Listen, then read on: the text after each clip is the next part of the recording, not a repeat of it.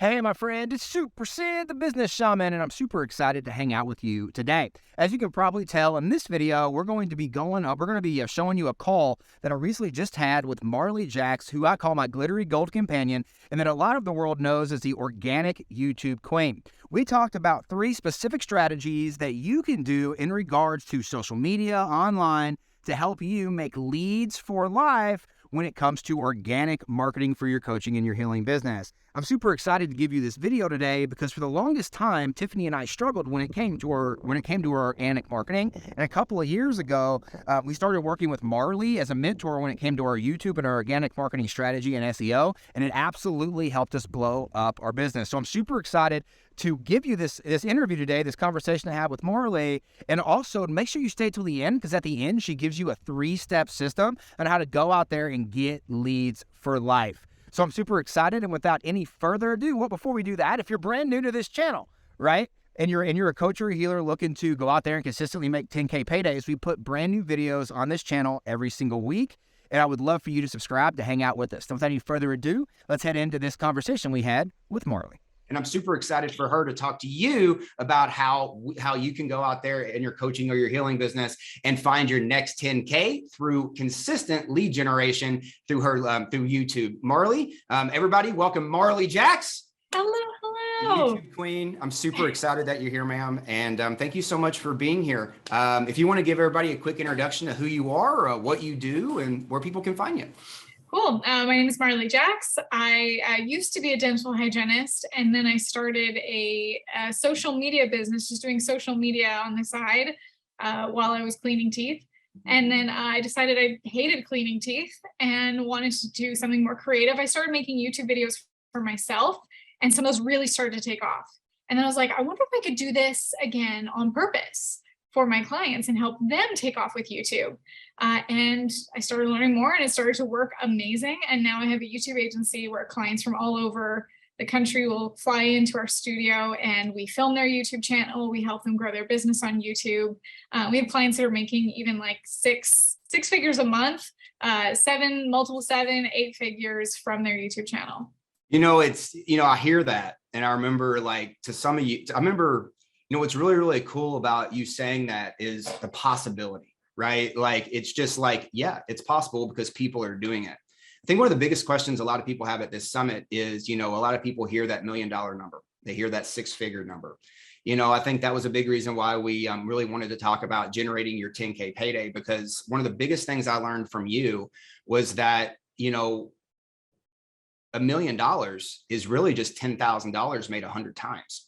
So if you look at it from going out there and creating something that can generate $10,000 through what it is that you teach, through consistently kind of like filling up buckets of people who need your help, and then simply just have a place where they can start getting your help, it can really help you. So I'm curious in regards to, really getting people to use, you use YouTube. Do you want to, explain to people, because I think YouTube is one of those, it's always was to me and Tiffany something we wanted to do, but didn't know how to do. And the big question was didn't know how to do for our business in a way that was going to consistently keep leads coming our way. Could you explain kind of like, is YouTube a social media channel? Is YouTube social media? Is it a place that, you can consistently, have people find you as a coach or a healer? It's funny that you position it like that, because I'm like, is it a social media platform? Yes and no. Like, yes, that people can be social on it. You can communicate and share information, set up your influence online. But it's a search engine, and a lot of people know that, but don't really put those puzzle pieces together. That by using YouTube as a search engine, the way that you might use Google, people are searching for the content you create all the time. And what that means is if your content can show up where people are searching for it, they're already problem aware, they're looking for an answer. And if your content shows up there, first of all, it has the power to live forever. Like, I have videos that I made in 2016 that are still generating thousands. Your Canva video. Yeah, I know, see it all crazy. The time. That's the most popular one. And it was made just as like an answer to a frequently asked question of like, how do I put text on my photos and stuff like that? And it's shocking that that's my biggest video. And of course I have videos about YouTube, videos about social media, and like so many other things. But when you have content that can show up on the search engine like that, that means that your audience is finding it with you doing less effort to find that audience. Oh, yeah. I mean, when I first started working with you, and I remember this conversation, and before we forget, because we're talking about YouTube and people are probably thinking, well, let me go check out Marley's YouTube. It's, can you want to let people know where they can go check that out? Because they're probably pulling out their phone right now and be like, oh, Marley. YouTube.com/Marley Jaxx. Boom. See, she makes it easy. She don't have to go there and do youtube.com/25 numbers. All right. So anyway, there's going to be a link down here for everybody. So you all can, of course, click on that. Obviously, click on it on your phone and stay on the interview because she got some amazing stuff coming up. All right. So in regards to, I loved your answer with that, you know, and how you could use it as a search engine. I remember you telling me one time, clearly, you know, I was always the Facebook guy. And I would always go around on Facebook and I'd do Facebook groups and I'd write long blog posts every day. And it would take an hour to do that. And there were nights I just wanted to throw my phone, you know, and I think you kind of introduced to me was people can search this 6 months from now and find the video. 6 years from now, even. I know. And it was like, what? What? And then I think the word you used was it was searchable and like, you know, it didn't disappear. Yeah. And I'd never been told that like that. I think I've been told that a million times, but never like that. And you think that was about the like big one for me. People are familiar, maybe more familiar with Facebook Lives or Instagram Lives or Instagram Stories. How long does that content last before it just drowns in the abyss or gets lost in the algorithm? Like a day, maybe 2, unless you're like putting ads behind it. Right, like unless you put some ads behind it so that it keeps showing up at the top timeline. But in that case, you're paying to play. Like you are renting attention instead of owning attention, which is what you can do online. That's exactly what you told me, and my heart skipped a beat when you said that. So that leads me to a question though, because I know a lot of people have, you know, I personally look at YouTube as a foundational piece. You taught me that, right? So like a lot of my content begins and ends with YouTube. I'll repurpose everywhere else, but it begins and ends with YouTube. Absolutely. My question with this is though, is if someone say has masterclass videos that they've shot, or maybe they've shot, you know, they recorded some Zoom trainings, or maybe they've shot some Facebook Lives that talked about a topic. Is it possible for someone to take those videos and repurpose them on YouTube to get started? Maybe. Depends on the context. And this is like the most common question too. People are like, can I just put my podcast up on YouTube? And the thing is, you have to use the platform the way that people want to consume it. Like when I go to YouTube, I want to watch a video that's going to give me the information, that's going to give me value, that's going to give me entertainment. Like your video should be valuetainment. And we want those videos to keep people engaged. But if you're just like slapping up a replay of something, people are like, oh, this isn't meant for me. However, you can use snippets of that, or maybe you pre-frame it. Maybe you come onto the video first. You're like, hey, what I'm going to show you in this video is a recording from a masterclass I did in my Facebook group that's full of hundreds of 7-figure entrepreneurs who are learning how to close sales without blah, blah, blah. Like you give them the hook of why they want to watch this. And you say like, in this video, I'm going to share with you this thing, and then this thing, and then this thing. So here it is, continue, enjoy. And then that way, that's your pre-framing the video. So you're telling them who this video is for, and you're giving them these hooks that makes them want to keep watching it. It's not like they're watching, you know, a replay of something that they're like, I don't even know what this is. You want to give them hooks that are going to keep them engaged, that keeps them watching all the way through. And you're like the best at it. Like I might even know what you're talking about. And then you'll say like a little phrase in your little intro. And I'm like, oh wait, maybe she's going to talk about something. And I'm like wanting to stay till the end. It's amazing. Yeah. You know, and this will be the last question that I really want to dive into, like, you know, like how someone could start like doing this process. And then obviously we want to talk about continuing working with you and stuff like that. But I'm curious, like when I first started looking at YouTube, obviously before I'd ever met the amazing and awesome Marley, but when I first remember looking at YouTube, the way that I viewed YouTube was almost kind of like I was starting my own HBO channel. Ooh, that's a great way to see it. It was honestly the way that I looked at it. And here was the lens that I would look at that through. I'm quite a nerd. So as being a nerd, one of the things that I'm fascinated with is history and stories, AKA, you know, why me and stories always got along. And one of the shows, say, that I would watch would be Brad Meltzer's Decoded. It's from the History Channel, and it's all about conspiracy theories and watching. But if you go and you watch and how they set up, so I'm not looking at it from a lens of how do I create a YouTube video. I'm looking at it from a lens of here's what the channel is, and here's all the episodes on that channel, and here's how they're like their post schedule and all of that. I looked at it as almost kind of like I was getting ready to turn on, say, USA Network. I love my used to love my USA Network. And I might be getting to, watching Suits, or I might be getting to watch White Collar, or I might be getting on there to watch that. And then when I looked at it from that lens, I looked at new episodes coming out every week. And then I looked at new commercials or new promotions that would be talking about the next episode coming out in between the episodes. Mm-hmm. So when I first started looking at YouTube, I kind of looked at it as kind of like me starting my own TV channel. Is that, when I looked at it from that lens, and then I kind of wanted to parallel or model, like, say, my favorite TV show, that might be a simple way, without getting into like the mumbo jumbo of, like, before we get into the nitty gritty, just kind of maybe looking at it from a 40,000 foot lens. Is that like anywhere close to what YouTube's kind of wanting you to build when you build a YouTube channel? Yeah, absolutely. And if you think of, I love looking at it like that. I've actually thought that for my own channel, that I'm like, if you think of TV, every episode has a story arc, and every season has a story arc, and there's this character development, and then there's like the side stories that you get to know. Like, maybe this video is about how to grow your YouTube channel, but then you're also like telling a side story about how you started your business that led you to growing this YouTube channel. So we get to know you, this character, and then we also get this valuetainment. So I love that you're thinking about it this way, that every episode, they don't necessarily need to, like, be part 2, part 3, part 4 that we're stringing together, but that someone watching this is like, I recognize these characters. The storylines are similar. Like, this is what I've signed up for.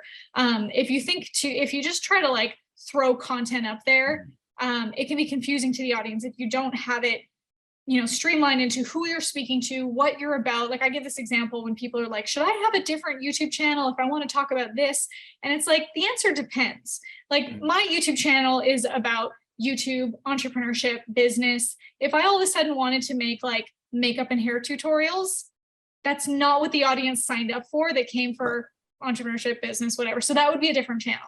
But if it's like 6 degrees of separation to this content, then yes, keep it on that channel, because you're also teaching your audience about who you are and building your personal brand. Would you call that an anchor? So based on whatever your anchor is yeah, that's a great way of putting it. I was going to say the word vehicle, but I don't think that's the right term. The vehicle, yeah, I would still make it like the similar vehicle.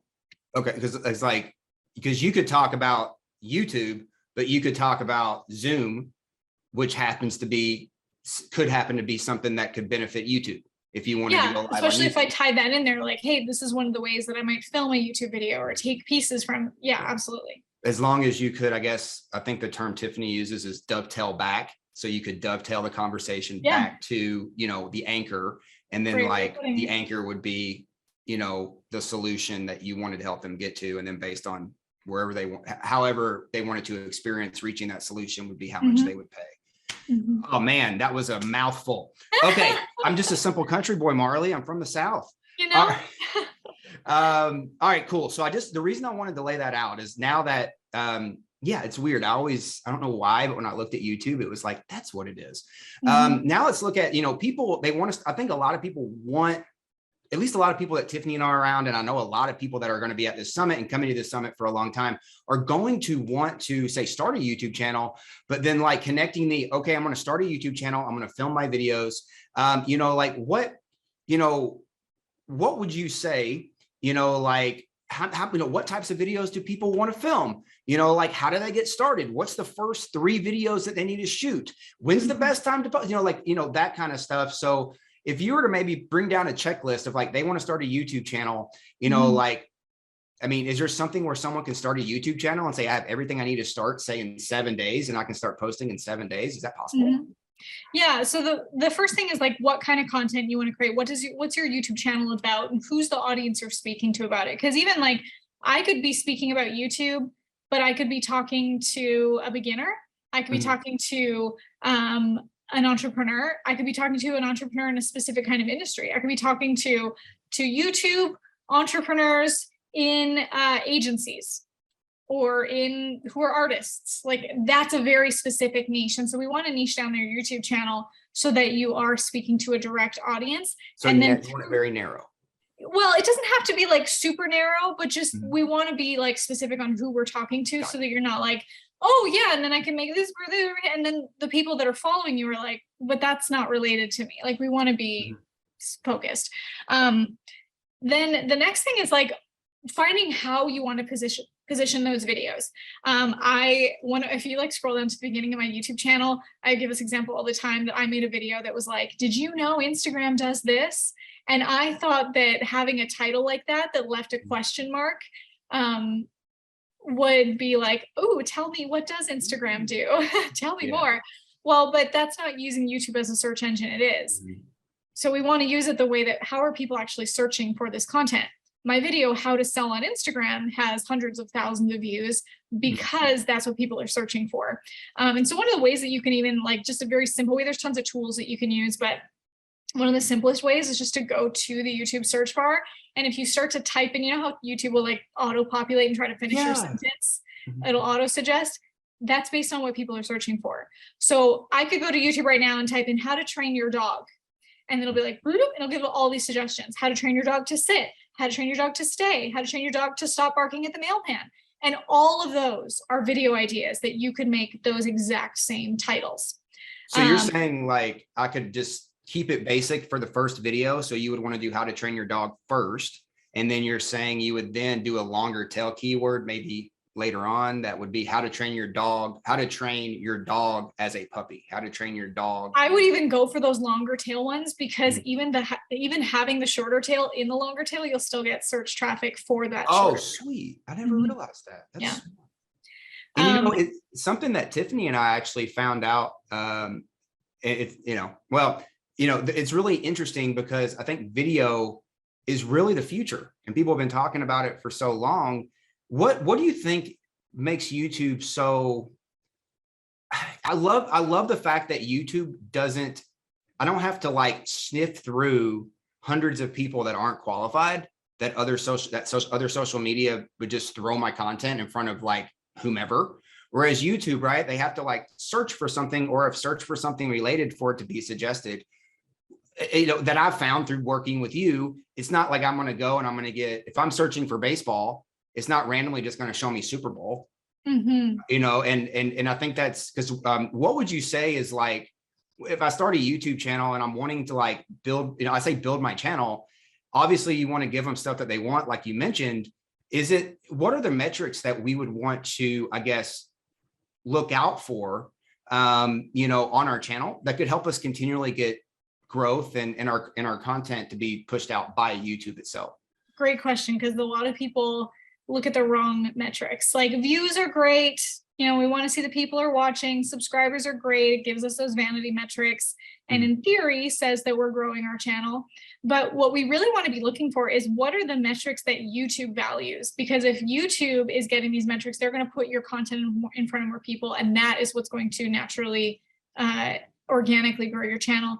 And that's watch time. So how much of your videos are people actually watching? If I put up a 10-minute video and people are only watching 30 seconds, do you think that YouTube is going to put my videos in front of more people?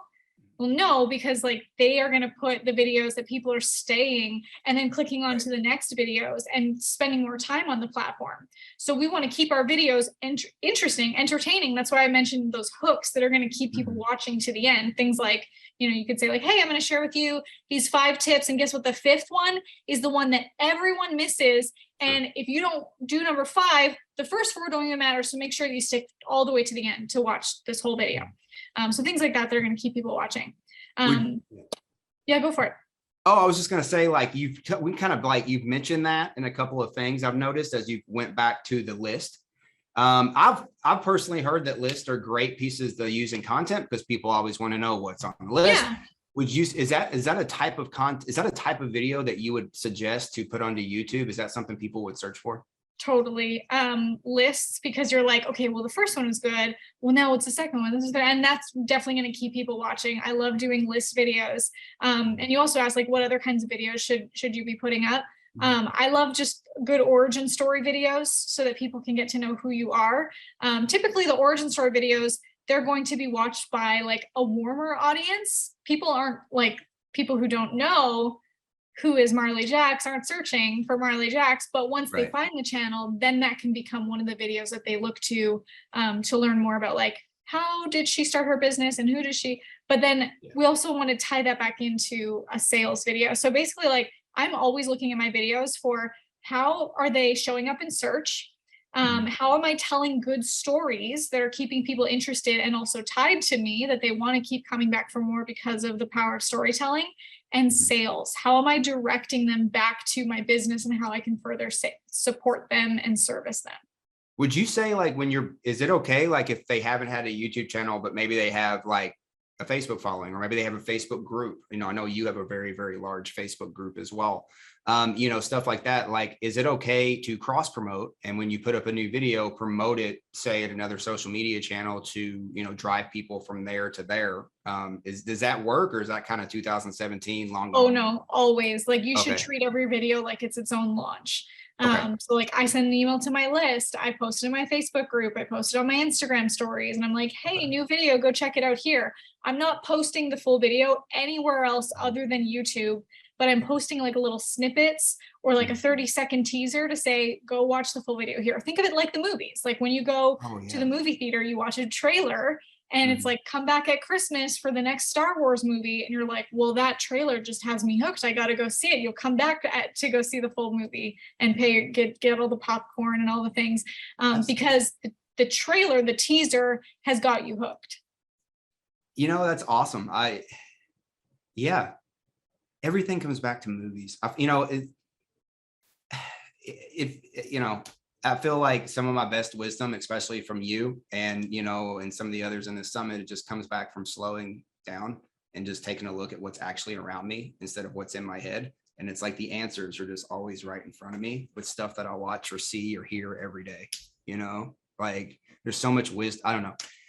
Yeah. So let's talk about lead generation. Let's talk about, like, how do we, you know, you touched on it twice. I've caught it, but I've obviously worked with you. So for people who didn't catch it, what are we doing?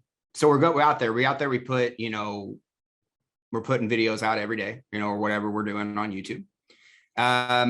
What are we doing to turn people who are watching our videos into the leads that we are wanting? You know, we've talked about building the channel. We've talked about videos. We talked about hooks to get people to watch. That's all well and good. We want people to watch the videos, and you're really, really good at that. How do we do that? What you're really great at, though, and get those people in regards to, like, you know, how do we get people to say, I want to learn more, and turn those into just someone watching a YouTube video from searching on Google to somebody, you know, hey, I want to work with this coach, or I want to work with this healer more. One of the biggest things that you need in every video is your call to action. So that's like, what's the next step that this person can take after watching the video? And so in every video, you're saying, like, click the link below to get this next thing. And so typically that's like a free thing. Maybe it's the link to join the Facebook group, or maybe you have some more value in there. Sometimes it can be a low ticket, a paid thing. I would say, you know, less than $100, and you can definitely hype up like how valuable the thing is, so that they can see that it's something that they want to click to go get. Sure. So typically, I actually heard from a lot of people being like, but isn't that spammy to say, like, well, I don't know if I should put something in there? No, you're serving your audience. You are helping them by giving them that link. Oh, I mean, they got to make a choice. I mean, you're not shoving it in their face and saying, do this or die, right? I mean, yeah. I mean, I don't know. Like, I've always looked at stuff like, if I give them, like, what is it? Tiffany would always tell me this, because she tells me this all the time as a husband. I can lead you to water, babe, but I can't make you drink it. So, like, you know, I guess she kind of is installed in that. Like, I'm going to do everything I can to lead somebody to the thing, but I'm not going to grab their hand and force it. That's them. And if they make, you know what I mean? And like, you really, really helped me in regards to wanting to always be a people pleaser. And you were like, no, like your job is to guide. And it really, really helped me. And I find it, just, it really helped me in working with you as well. And for anybody that, is interested in wanting to work with, someone like Marley, who really comes down to organic lead generation. Her whole system is around helping people generate leads for life. And it's helped me and Tiffany do that because we're consistently putting out YouTube videos and we're consistently putting up CTAs, exactly what she's saying to do here. And exactly what she's going to be giving you all on the golden ticket on a more step-by-step on exactly how to go out there and do that. What would you say though, like, I guess for people who, they put their CTA on there, are you saying that like, they basically get on their email list and then, you're wanting to basically send them, is what you all do from my detective work of watching you all, hacking you all, whatever you want to call it.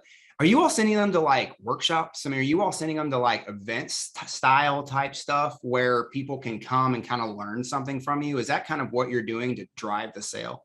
Yeah, what we're doing is like, we take them from the YouTube content, which is like the beginning of the journey. We're introducing them to here's what we can lead you to. Here's the water that you can drink. And then it's the lead magnet, which is something that is free, or you can have some sometimes low ticket things. It's like the next step that they need to know, but we definitely have more sales material in it. But it can be a number of things. Like it can be an ebook, it can be a video series, it can be a webinar, it can be an event, it can even be a phone call that then they get more information, more intimacy, more value. And then at the end of that is like, here's how to join the next step.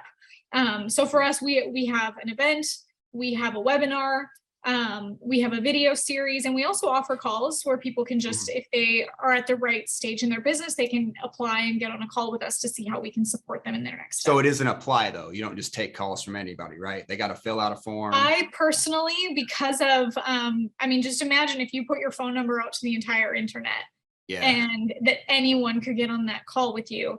I do think it's really important and efficient for you to have just requirements or qualifications for if someone's going to get on that call for you. And you know what, you could sell a call. Someone could get on a call with you for, maybe you sell for like $97 or even more, whatever, where you're open to doing more coaching and then with the opportunity of selling them after. But if it's a free call, we certainly, we want to make sure that they're qualified and interested in joining us in our programs.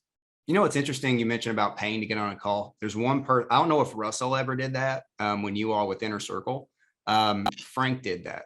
You had to pay $750 to get on a call with him to talk to him about his, it was a $42,000 like high ticket consulting program back in 2018.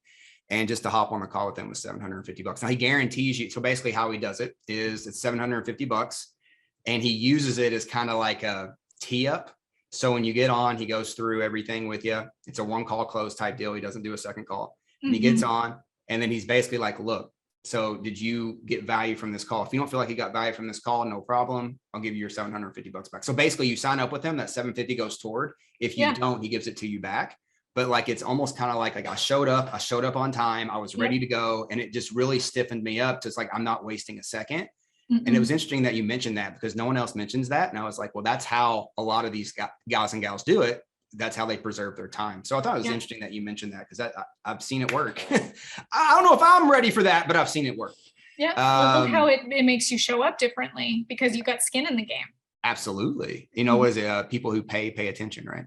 Yes. I love that. So I know we only got a couple minutes here left. I want to ask you one more question and then kind of have people know where to go. So I'm curious, you talked about the different types of lead magnets that you can give them in the CTA.